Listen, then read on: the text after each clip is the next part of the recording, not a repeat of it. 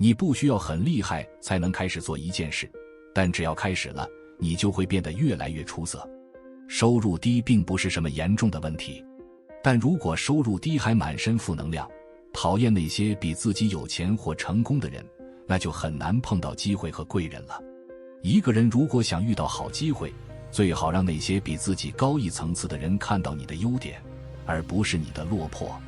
很多人是先赚到钱才开始懂经济学的，而不是先懂经济学才会赚钱，大家一定要明白这一点。很多人都在学赚钱的知识，但不少人找错了路。其实不是这些知识没用，而是这些理论并不能直接帮你赚到钱。赚钱靠的不是高深的理论，而是实用的生意经和一个指引你思维的方法。只要你听话照做，就能赚到钱。别陷入贫穷的循环，懒于思考，低水准的努力，内心不断消耗，竞争力下降，收入却没变化，最后越忙越穷，越穷越忙。一味忙碌却懒于思考，注定会落入平庸的困境。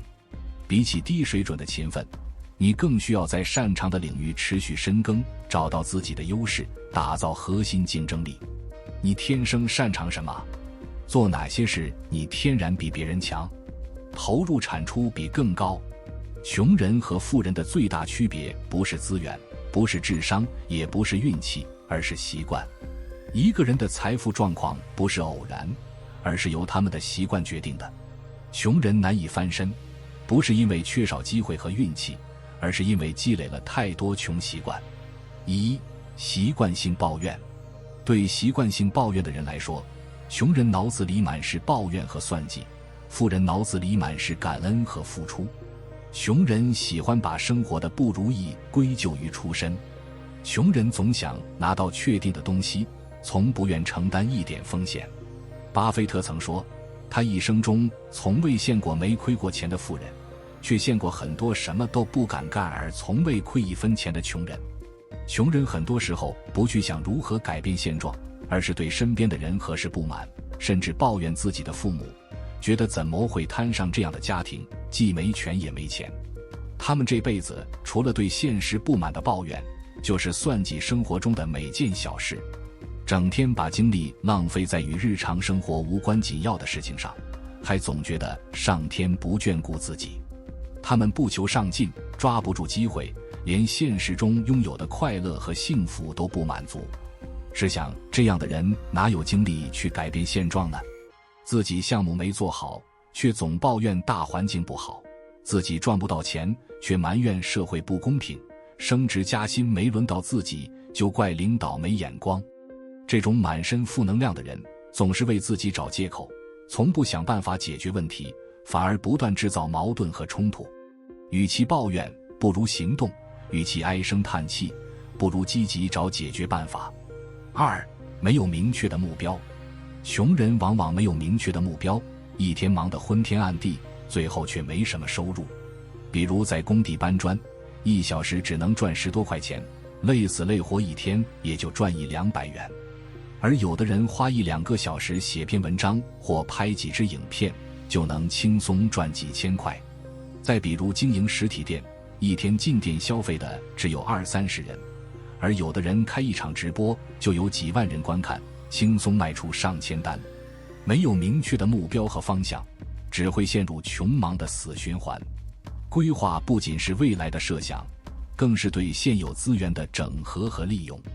只有有了清晰的目标和路线，我们才能更高效地用好每一分钱。要实现远大抱负，必须从眼前做起，从小事做起。不积小步，难以行千里；不积滴水，难以成江海。乐于做小事，才能成就大事；走好每一步，才能走远路。超出能力的狂妄和毫无根据的自卑，都是实现远大目标的大敌。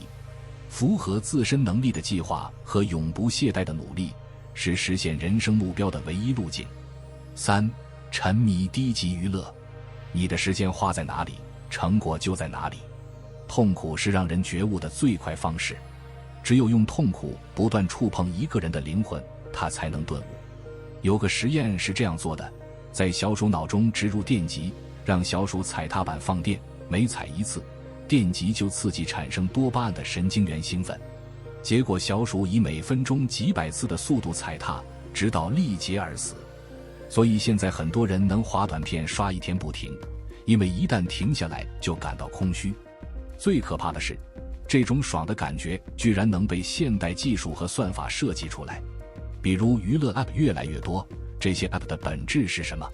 每个 App 背后都有强大的运营团队，用运算和数据处理能力，通过声音、光线、交互、回馈等全方位手段，在心理学、消费行为学、神经科学等理论指导下，不断给你刺激，让你一直觉得爽，越来越离不开它们。很多人因为沉迷低级娱乐，慢慢失去深度思考的能力，变得懒散拖延。时间久了，他们对需要用心做的事失去兴趣，甚至不再学习新知识和技能。成功的人从不沉迷无意义的娱乐，他们善于利用每一分每一秒去做有价值的事，提升能力，增加财富积累。4. 思维固化。比阶层固化更可怕的是思维固化。很多人陷入温水煮青蛙的生活状态，看似安稳，实则悄悄失去活力。最明显的表现是，我们越来越依赖已有经验，抗拒超出认知范围的事物。当某个新兴行业崛起时，有些人会觉得那肯定是泡沫，不会持久。这些反应不是因为我们真的了解新事物，而是因为它们超出了熟悉范围，大脑下意识选择了否定。这种思维方式让我们错失很多潜在机会，也让我们逐渐失去对生活的掌控感。你会发现，越固守现状的人，越容易被动接受外界变化，等到必须适应时，往往已经来不及。比如，很多传统行业的人对网络兴起不屑一顾，认为只是一阵风，结果几年时间，整个行业被彻底颠覆。曾经不愿接触新技术的人，最终不得不面对转型的巨大压力。最危险的不是失败，而是固守过去的成功。改变思维方式，保持开放和敏锐，是突破思维固化的关键。只有敢于尝试新的理财方式，不断提升财商能力，才能在金钱的舞台上更灵活应对挑战，抓住机遇。